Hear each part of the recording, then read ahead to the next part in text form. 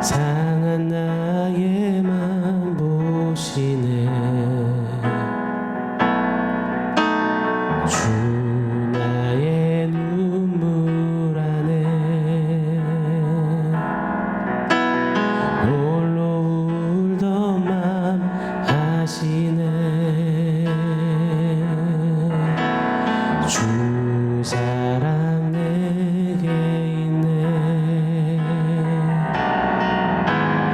그 사랑이 날 채우네. 주네 내게 있네.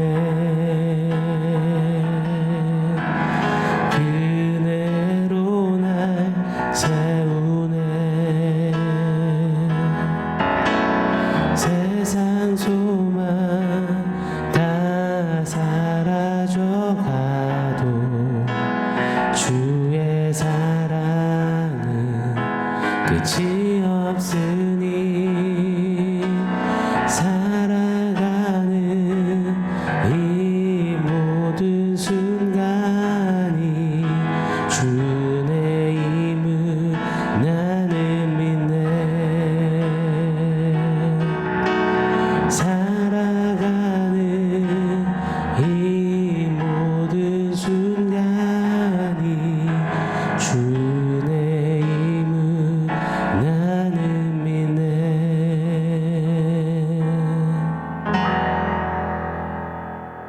샬롬. 오늘 우리에게 주신 하나님 말씀은 요한복음 20장 11절로 15절입니다. 우리 한 목소리로 같이 읽겠습니다.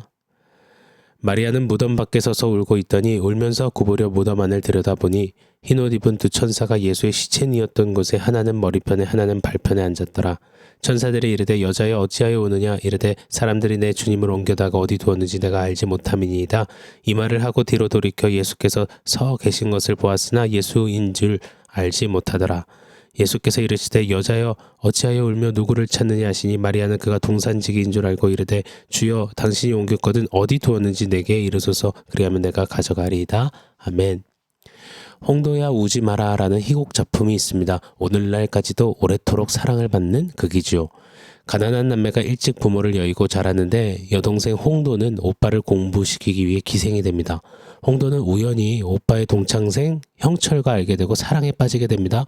명문가의 아들인 형철은 명문가 박대감 집딸과 이미 약혼한 사이였습니다. 그러나 사랑을 막을 수 없었고 결국 홍도와 결혼을 하죠.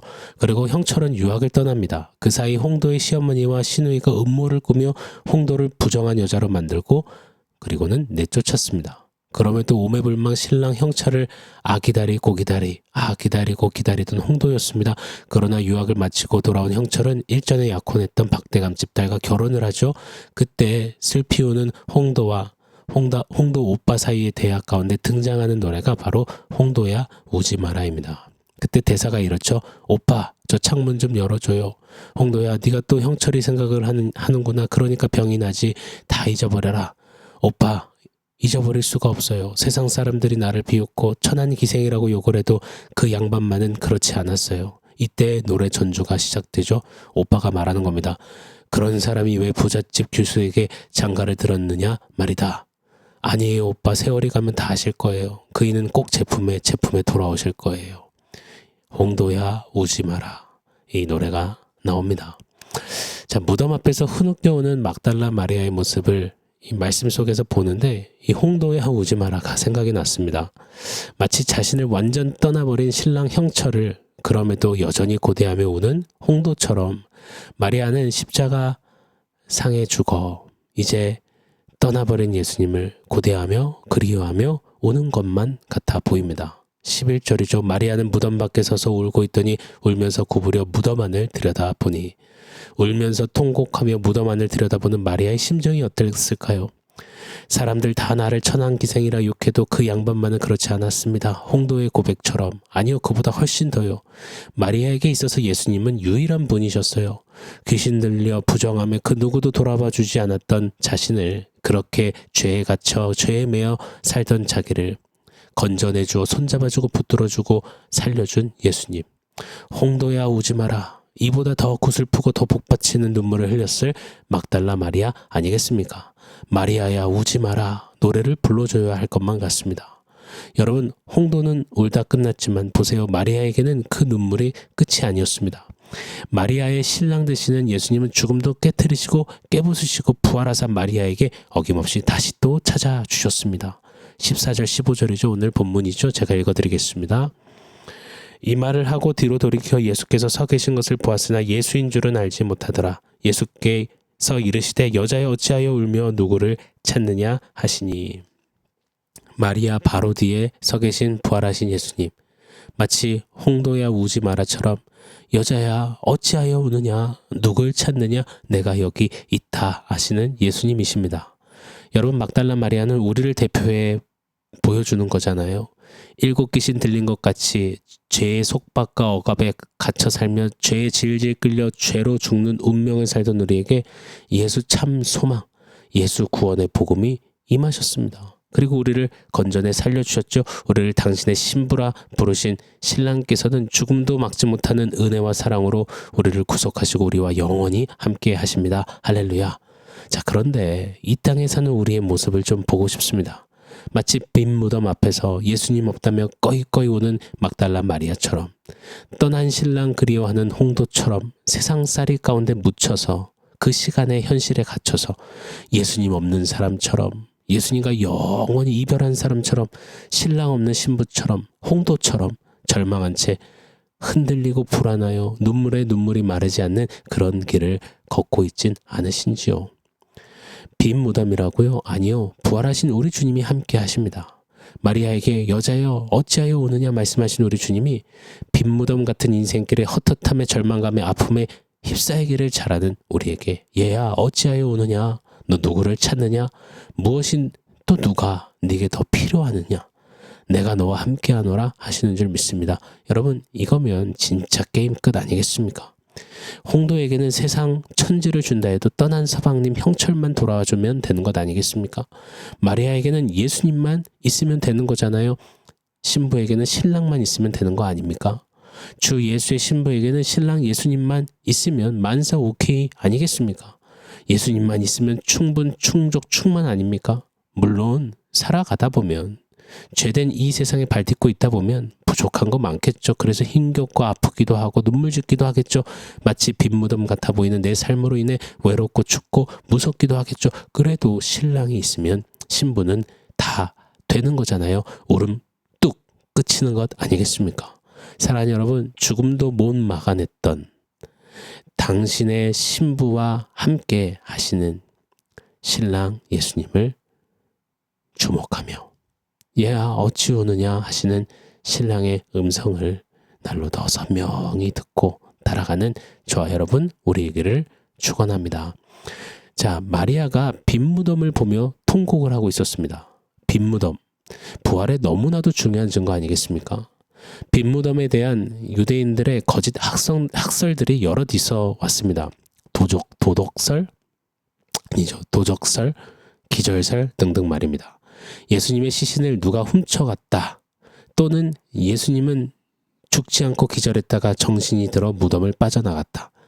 이거 아무리 코에 걸면 코걸이라고 해도 이건 진짜 말도 안 되는 것 아니겠습니까? 십자가에서 손과 발에 못이 박히고 옆구리에 창을 찔려 물과 피까지 다 쏟으신 예수님이 기절했다가 깨어서 그 큰 돌문으로 옮겨서 그 앞에 붙여서는 거구의 군병들을 제압하고 도망갔다고요? 이게 말입니까? 뭡니까? 또요, 도적설도 그렇습니다. 누군가 예수님의 시신을 훔쳐가려면 군병들이 있는데 세마포채로 예수님 시신을 들고 냈다 뛰어 달아나야겠죠. 그런데 예수님의 빈 무덤을 한번 보세요. 오늘 12절입니다. 흰옷 입은 두 천사가 예수의 시체니었던 곳에 하나는 머리편에 하나는 발편에 앉았더라. 예수님의 머리와 발이 뉘었던 자리가 다 식별될 만큼 빈 무덤에는 세마포와 머리를 감싸던 수건이 그 위치 그대로 그 모양 그대로 남아 있었던 겁니다. 마치 몸에서 기체만 픽 하고 빠져나가듯이 그 형태와 그게 고스란히 있는 겁니다. 이처럼 예수님의 빈 무덤은 그 무덤 안에 예수님을 감싸던 세마포와 머리 수건은 예수 부활의 너무나도 확실한 증거인 것입니다. 자, 그런데 빈 무덤에서 우리가 한 번은 좀 짚고 새기고 가면 필요할 내용이 있습니다. 12절 한 번만 더 읽어드릴게요. 흰옷 입은 두 천사가 예수의 시체에 뉘었던 곳에 하나는 머리편에 하나는 발편에 앉았더라. 천사 둘이 마주보고 앉아있는 겁니다. 여러분, 이거 어디서 본 장면 같지 않으신가요? 바로 구약에서 지성소 안의 법궤의 모습과 똑같습니다.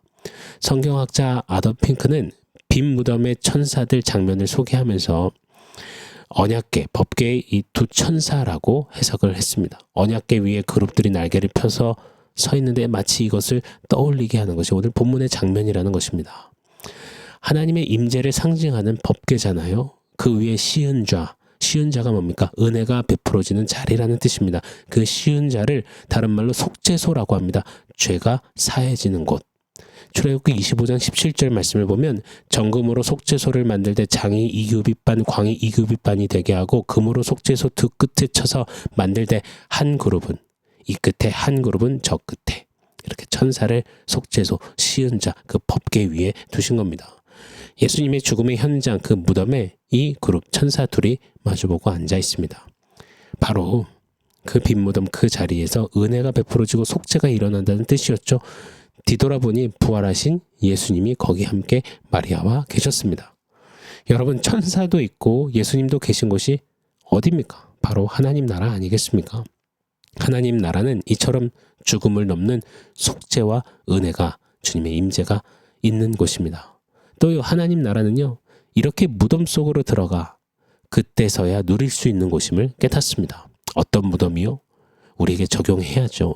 저와 여러분, 우리들의 옛사람의 죽음, 옛사람의 무덤 속으로 들어가 거기서 속죄하신 하나님의 임재를, 그 은혜를 누리고 고백하며 부활하신 예수님과 함께하는 그 삶을 누리는 것, 그게 우리 안에 이루신 하나님 나라 아니겠습니까? 이 하나님의 나라를 부활의 능력으로 끊임없이 누리고 감격하는 그런 우리가 되어야 함을 오늘 묵상 속의 빈무덤 속에서 깨닫게 됩니다. 여러분, 빈무덤은, 예수님의 이 빈무덤은 통곡의 현장이 아닙니다. 그 무덤에서 나의 옛사람의 죽음을 체험하고, 그러나 그 위에 부으신 하나님의 임재, 그 은혜의 속죄를 누리며 부활하신 예수님과 동행하는 것, 그것이 이 빈무덤을 자랑하는 부활 신앙이라 믿습니다. 오늘 본문을 통해서 부활의 주님이 우리에게 말씀하신다 믿습니다. 얘야 어찌하여 우느냐? 무얼 더 찾느냐? 내가 있지 않느냐? 여러분, 다른 것 찾느라 홍도처럼 울지 않기를 바랍니다. 혹 운다면 옛사람의 죽음, 그 무덤으로 들어가 나의 여전한 죄의 잔재 때문에 우는 우리기를 원합니다.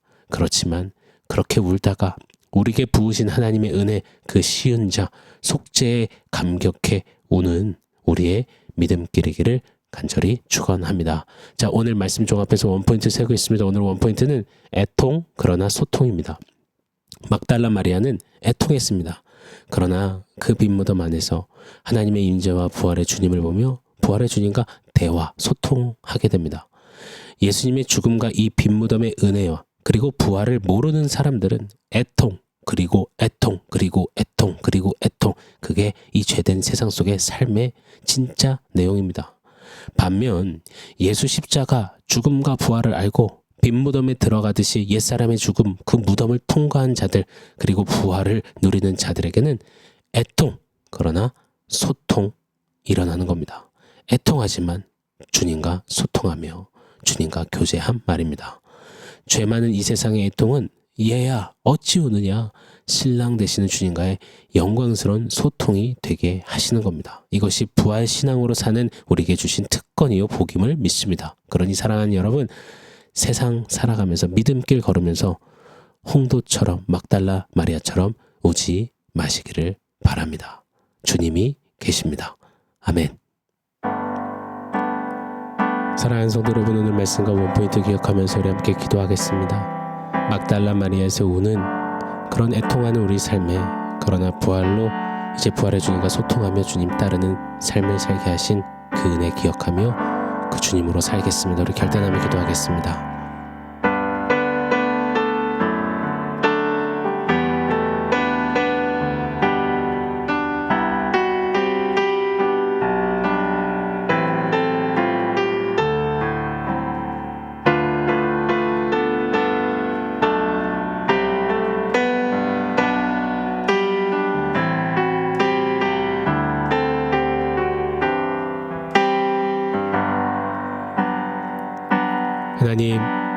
부활의 신앙으로 애통하는 세대에서 부활의 주님과 소통하며 주님과 영원히 사는 귀한 복과 특권 주셔서 감사합니다. 하나님, 이제 울지 않겠습니다. 이제 주님과 소통하며 교제하며 빈 무덤, 나의 옛사람의 죽음을 늘 지나 하나님의 은혜와 임재를 체험하며 주님과 교제하며 사는 그 부활의 능력을 매일매일 살기를 원합니다. 주님 말씀대로 우리 가운데 역사하여 주시옵소서. 예수님의 이름으로 기도합니다. 아멘.